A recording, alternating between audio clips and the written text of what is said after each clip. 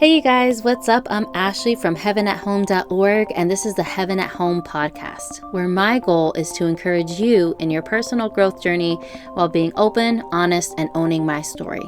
We have faith-based conversations and tackle a bunch of different tough topics. Check out the description to follow me and learn more. Remember, you are fully known and deeply loved. Let's do this. Hey guys. So some time ago, I came across this video on social media. I want to say that it was Facebook because I remember seeing some kind of description of a man rescuing a bird. And so I'm looking at this video and it looks like this bird is stuck. Like you can tell that it's really cold outside. And this bird is stuck to a fence. I'm like, okay, how's he going to rescue the bird? I'm just like, thinking in my head and watching the video as it goes along. And the man is just holding the bird in the palm of his hand. And that kind of went on for a while. Like I remember feeling like the wait for whatever was going to happen next was taking forever. I'm like, okay, how's he going to rescue the bird? Like he's not doing anything. Like nothing's happening here. And then some time later, like however many more seconds or minutes later, the bird is free. Like he removes his hand, the bird is able to fly off and stuff. And I looked on YouTube for either that same video or similar videos, and it seems like kind of common that something like that happens.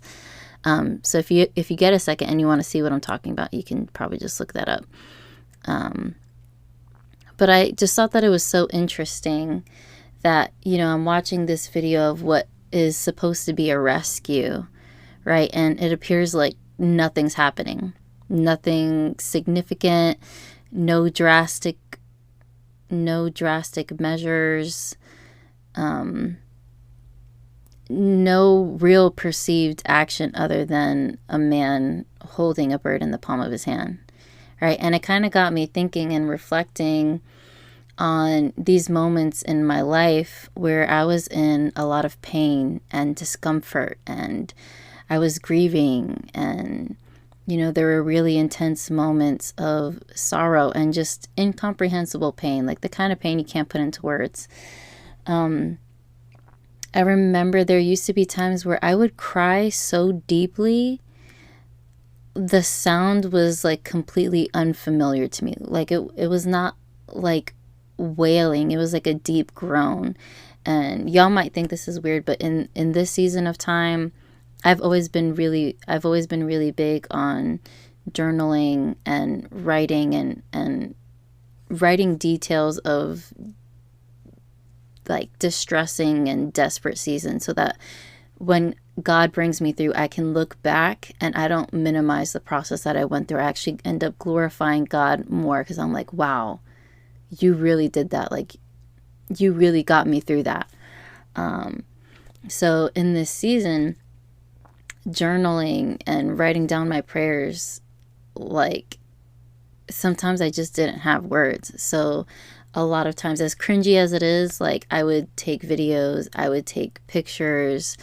I even have like audio recordings of the way that I sounded. That's just kind of how I am. Like when there are no words, like that's just how I would kind of go through that whole thing. And it was such a weird, it's so hard to describe. But anyway, so like I said, intense amounts of pain. I can't put words to it. I was so vulnerable going through all these things, right? And I feel like there are certain seasons of our lives where we're begging God for some relief. We're begging God for a way out. We're asking Him to save us, to heal us, to make it go away, to, let us go off and retreat from whatever it is that we're facing. And whether it has to do with like the grief of your own personal circumstance, like whether it's like with relationships or parenting, or you're grieving some kind of loss, or you're overwhelmed, like any situation that you may or may not be going through, where you're asking God questions like, God, why? God, help. Or, why are you keeping me here? Why are you doing nothing? Right?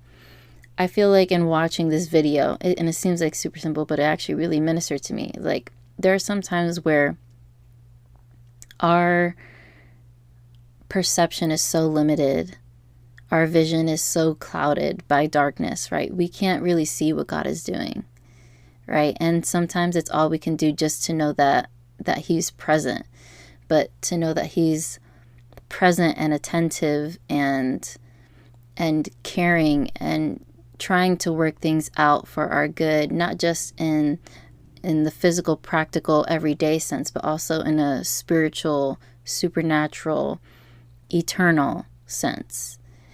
And when I was watching this video, I'm like, okay, this is supposedly someone who's like rescuing, and it just looks like nothing's happening. I took special note of the fact that this bird was literally being held, and their form of rescue wasn't being held. Like, before the point where it was set free, and allowed to like fly off, without any restrictions, without anything holding it back, the form of rescue that was happening was that it was simply held. It was held in the palm of this man's hand, and it was just still and silent and quiet.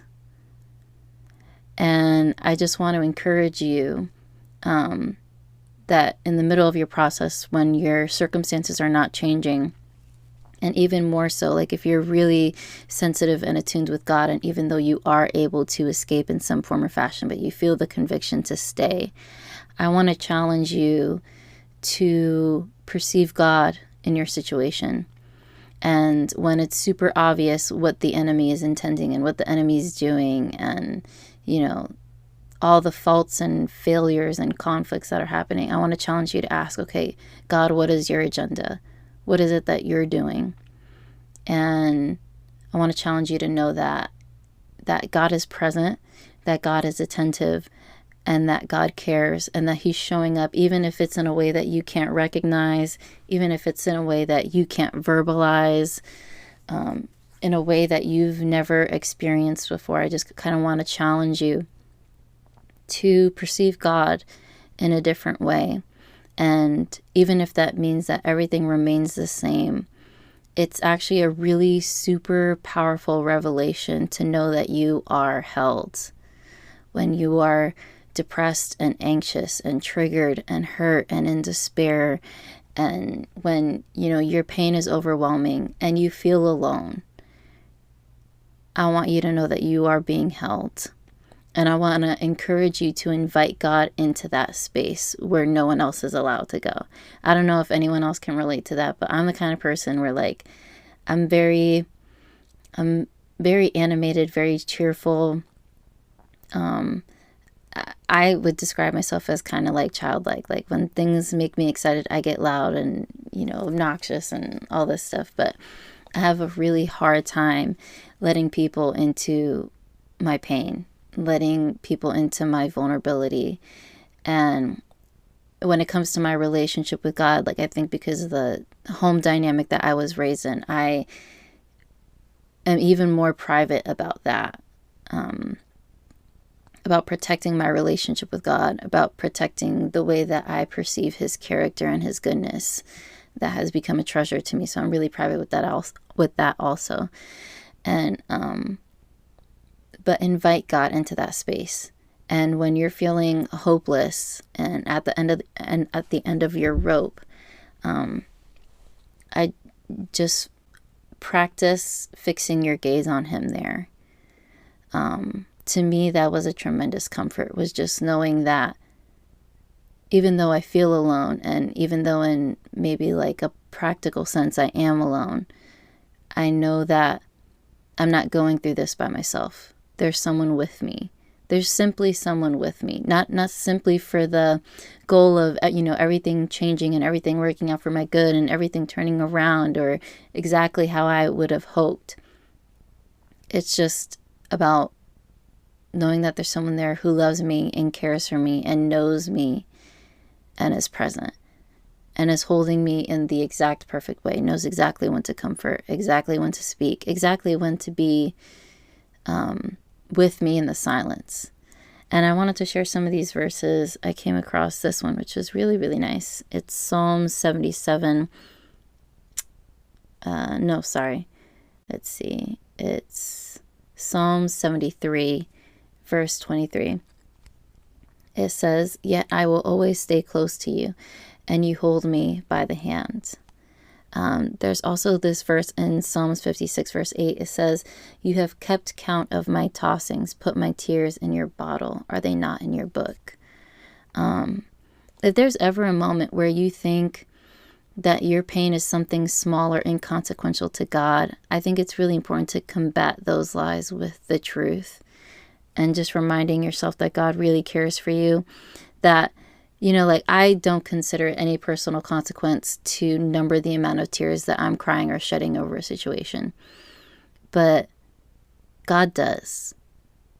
And, even the things that I would belittle, just knowing that there's a word that says, no, actually, the things that you think don't matter, it's actually very dear to God's heart. He actually does care for you. The amount of detail, the amount of intention, when it comes to his thoughts toward you, you probably have, even me, I probably have no complete, full idea how much God cares for me.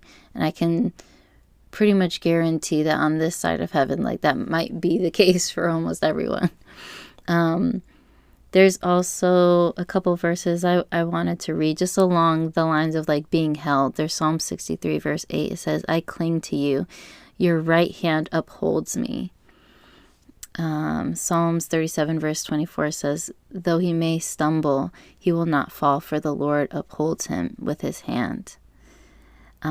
Isaiah 46, verse 4 says, "Even to your old age and gray hairs, I am he who will sustain you. I have made you and I will carry you.